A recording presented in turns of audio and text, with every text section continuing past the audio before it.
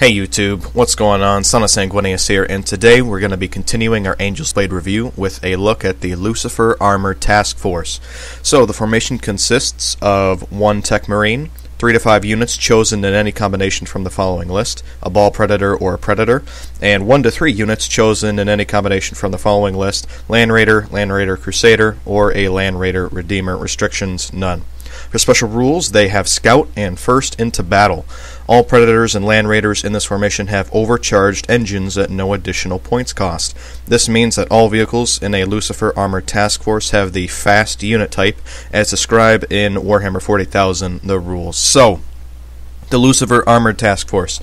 I think it's good, I think it's great, and I think it's really expensive.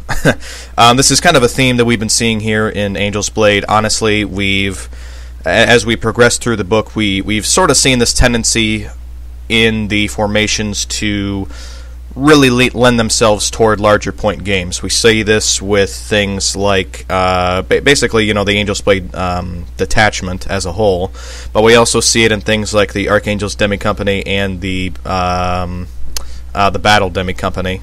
We see it there, and I think this is another prime example of a really good, but also really expensive formation. But we'll jump into this because overall I have a very positive opinion of this formation. So, first thing to note, fast Land Raiders and Predators with Scout for free. That is awesome, and I'll get into that a little bit later. But first of all, both Predators, you know, they already come with, you know, the overcharged engines, but the regular Predators do not, and now they get this for free. And on the other hand, Land Raiders can't even take overcharged engines in our codex, and so this is a way to make them fast, and they are assault vehicles on top of being, you know, on top of being Land Raiders already. So this is, you know, a great way to get your Terminators, to get your Death Company, to get, you know, whoever or whatever you happen to be transporting, you know, into battle in a very, very hard-hitting transport.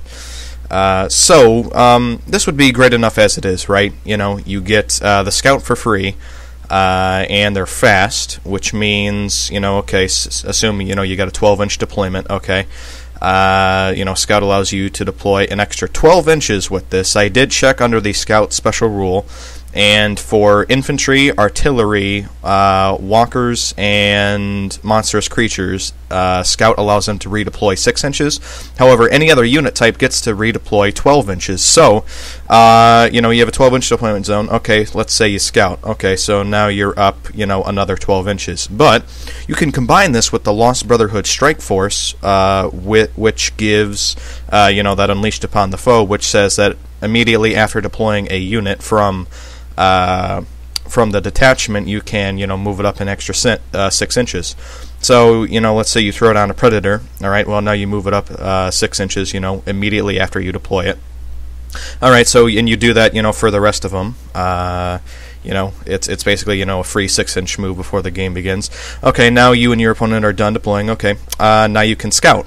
So now you move up an extra 12 inches. All right, let's say you roll for initiative. It's your turn. Let's say, you know, you deployed first. Well, now you get to move another 12 inches up the table. This is amazing.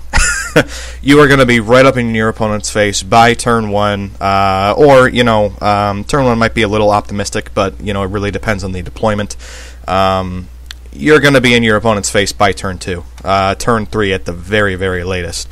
This is awesome. The only thing that's kind of a downer is if you do choose to Scout, you cannot assault out of your Land Raider on that first turn, assuming you're within charge range, after you disembark, you know, whatever you happen to be carrying. However, that's kind of not the only thing. You know, just kind of taking a look at, you know, the Land Raiders, you know, by themselves for a minute. The fact that they're fast means that they can move 12 inches and fire 2 of their weapons at full ballistic skill and still have power of the machine spirit. Keep in mind, Land Raiders are not heavy vehicles, and they're going to be fast, so this means, let's say you're going with the Land Raider Redeemer, you can fire, you know, one of your Flamestorm cannons at one unit, you know, assuming you know, have moved right next to it. You can use Power of the Machine Spirit to fire, you know, at another unit, and then you can, you know, use your Assault Cannon to, you know, pick off, you know, the first or second one that you shot at. That's great. It means you get to fire a total of 3 of your weapons at full ballistic skill. This is, good for the Land Raider Crusader as well. And also, I kind of tossed around the idea of having, an anti-armor sort of Land Raider, and this formation kind of makes that much, much more viable. And looking at the Predators as well, again, the same thing sort of applies there, moving up 12 inches. Although they don't have Power of the Machine Spirit, so, you're going to be snap shooting, but assuming you're going with a DACA Pred build, hey, you get to get off your Assault Cannon and a Heavy Bolter at full Ballista skill, assuming you move 12 inches, and then you can snap fire your other Heavy Bolter or your Storm Bolter if you chose to bring one. So, this has a lot of potential, I feel like. It is expensive. It is a massive point sink. It's a massive dollar sink. But this is kind of what we've been, seeing here all along in Angel's Blade. It's not that this formation isn't good. It's just it's expensive as hell, and, both points-wise and dollar-wise. And it's really good if you already had these models already, but if you're someone like me who didn't really have these models already, it can be kind of intimidating and kind of difficult to get around to getting all these things to bring them. So there is a kind of a downside there. I wish that this formation had a little bit more flexibility. Like I for one, as a Blood Angels player, never really had any interest in getting a Tech Marine. I don't really, if this formation wasn't here, I probably would never even consider getting a Tech Marine. But Tech Marine's there. The 3 to 5 units of Predators, that's kind of savage, and then the 1 to 3 combination of Land Raider. I can understand that. I just wish it was a little bit more, maneuverable as far as the points and everything goes. But like I said, I do feel like this is a great formation. It's just the model count is a little bit too high for me, and the the points are certainly strong with this one. But honestly, the Lucifer Armored Task Force is a solid core for any armored build, if anyone out there is considering that, or it makes an excellent hard-hitting auxiliary choice. Probably sounding like a broken record here, but I do feel like this is powerful. This is good.